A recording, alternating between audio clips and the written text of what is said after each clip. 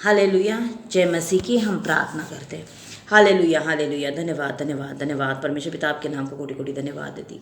सुबह से लेकर अभी तक संभाला, हर एक ज़रूरत को पूरा किया, आपके नाम को धन्यवाद देती परमेश्वर पिता। परमेश्वर पिता, जो वचन बताने जा रही परमेश्वर पिता, आप मेरे साथ रहिए। मुख भले ही मेरा हो लेकिन शब्द आपके हो परमेश्वर पिता। मेरे मुख के द्वारा आप हमसे बात कीजिए। आपका वचन दुधारी तलवार है, वो बताने वाला और सुनने वाला दोनों के जीवनों में कार्य करता है। होने दे पिता, आपका वचन हम दोनों के जीवनों में कार्य करें परमेश्वर पिता। आप हमारी सहायता करना, मदद करना, हमारे हृदयों का खतना करना और उसके ऊपर ये का वचन लिखना, ताकि हम सिर्फ वचन को सुनने वाले नहीं बल्कि सुन के ग्रहण करके उसके ऊपर चलने वाले बन पाए। ये दुआ मेरे प्यारे प्रभु यीशु मसीह के नाम से मांगती, सुनो और कबूल कर, आमीन। हालेलुया। धन्यवाद मेरे भाई बहनों। मैं आज जो वचन लेने वाली हूँ वो है 2 करंती उसका 9वां अध्याय उसका 6वां वचन। परंतु बात यह है कि जो थोड़ा बोता है वह थोड़ा काटेगा भी, और जो बहुत बोता है वह बहुत काटेगा। हर एक जन जैसा मन में ठाने वैसा ही दान करे, न कुड़कुड़ा के और न दबाव से, क्योंकि परमेश्वर हर्ष देने वाले से प्रेम रखता है। मेरे भाई बहनों, ये जो वचन है ये पौलुस ने करंथी की मंडली को ऑफरिंग के लिए दान के बारे में लिखा गया है, और बहुत से लोग इस वचन को उठाते हैं। मेरे भाई बहनों, परमेश्वर का वचन कहता है, और अगर हम 9वां अध्याय पहले से पढ़े तो उसमें 7 मसीहों के लिए सहायता करने के लिए पौलुस ने कहा है। पौलुस ने दान सिर्फ कलीसिया के लिए कभी नहीं कहा। उसने दान का मीनिंग सिर्फ कलीसिया के लिए कभी नहीं रखा। उसने कलीसिया के साथ साथ जो मसीह भाई बहन हैं उनकी सहायता के लिए भी दान दिया गया है। दान का मतलब जोड़ा है। मेरे भाई बहनों, अगर हम प्रेरितों की किताब देखते हैं तो हम उसमें देखते हैं कि जब पहली कलीसिया स्थापन हुई थी, उस कलीसिया में जो लोग थे, जिस कलीसिया में जो चेले काम करते थे, वो अपनी सारी संपत्ति, सारी प्रॉपर्टी बेच देते थे, और उससे जो भी कुछ आता था वो सब मिलजुल के उसे बांट लेते थे। कलीसिया में अगर कोई गरीब है तो उसकी सहायता करते थे, उसकी मदद करते थे, क्योंकि अगर हम उसकी मदद करते हैं तो इस वजह से वो परमेश्वर को धन्यवाद देता है, परमेश्वर की गवाही होती है, और वो आपके और मेरे लिए प्रार्थना करता है, दुआ करता है, विनती करता है। और यहाँ पे वो कहता है कि जो थोड़ा बोता है वह थोड़ा ही काटेगा। मेरे भाई बहनों, बहुत से लोगों के पास होता है, लेकिन होने के बाद भी वो परमेश्वर के राज्य के लिए दान नहीं देना चाहते। बहुत से लोग दान दशमांश को लेके बहुत सी बातें उठा रहे। क्या हमें दशमांश देना ज़रूरी है? मेरे भाई बहनों, दशमांश का कोई भी कंपल्शन, कोई भी कंपल्सरी नए करार में नहीं है। दशमांश जो था मलाकी 3:10 अनुसार वो इजरायली लोगों के लिए था। अभी कोई भी दशमांश नहीं है ले, और हमें परमेश्वर ने किसी भी नियम के लिए बांधा नहीं है। हम दशमांश ही क्यों दे? अगर हमें 10 से ज़्यादा देने की कैपेसिटी है अपने उत्पन्न से, तो हम उससे ज़्यादा भी दे परमेश्वर को। जैसे अब कोलगेट का मालिक है, जिसकी इनकम कितनी तो है और वो क्रिश्चियन है, तो वो परमेश्वर को दशमांश से भी ज़्यादा देता है। परमेश्वर का वचन सिर्फ दान दशमांश तक सीमित नहीं रहता।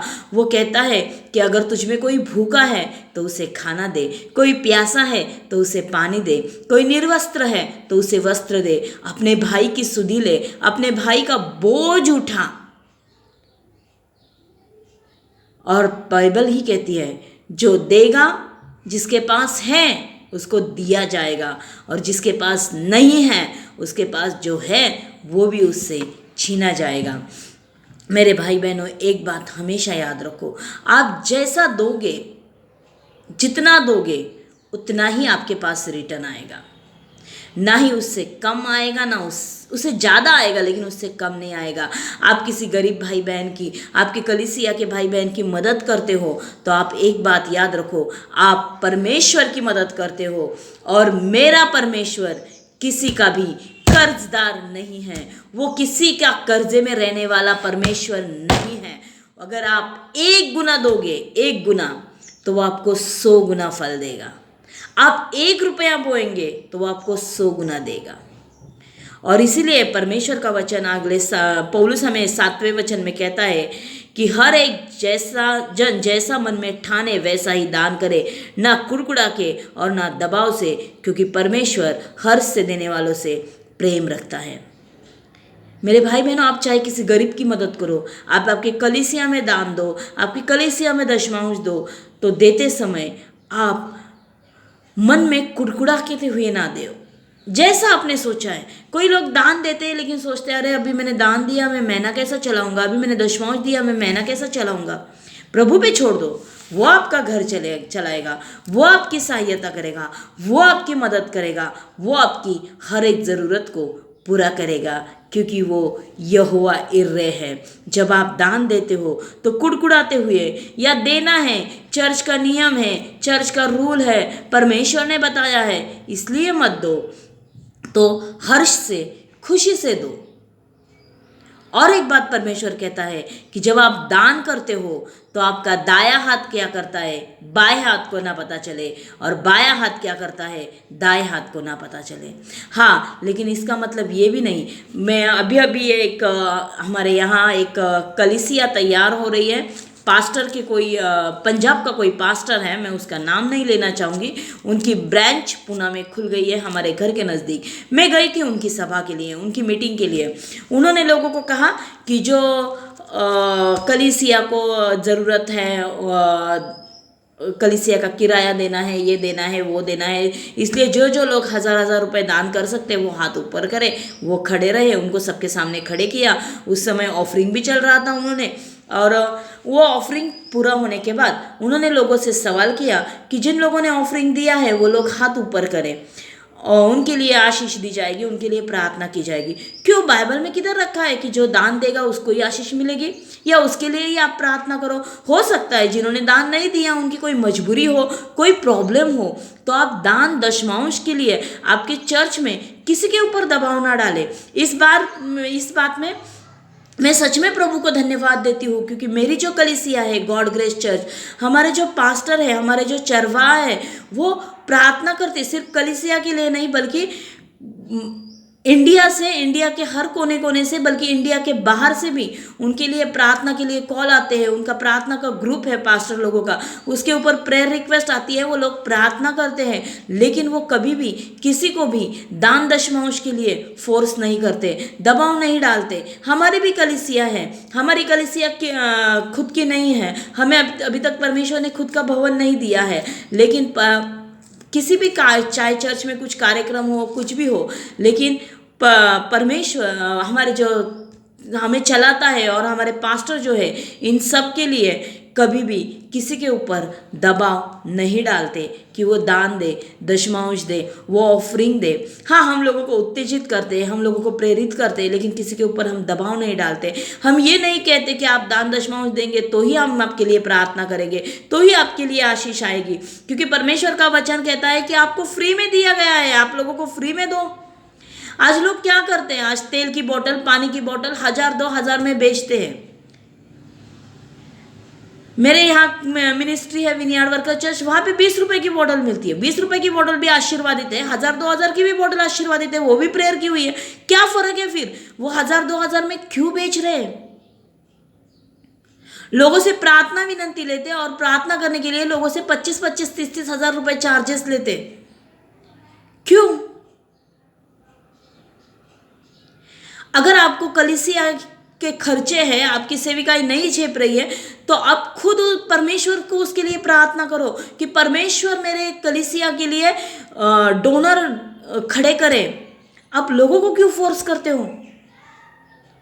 क्यों तेल पानी बेचते हो? क्यों उससे पैसा कमाते हो?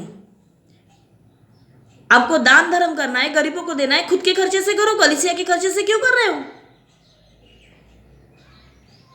आपको आपकी कलीसिया में सुविधा करनी है, आपके पैसे से करो। और अगर आपको कलीसिया से पैसा ही कमाना है तो मेहरबानी करके सेविकाई छोड़ दो और नौकरी करो। सेविकाई छोड़ दो, नौकरी करो,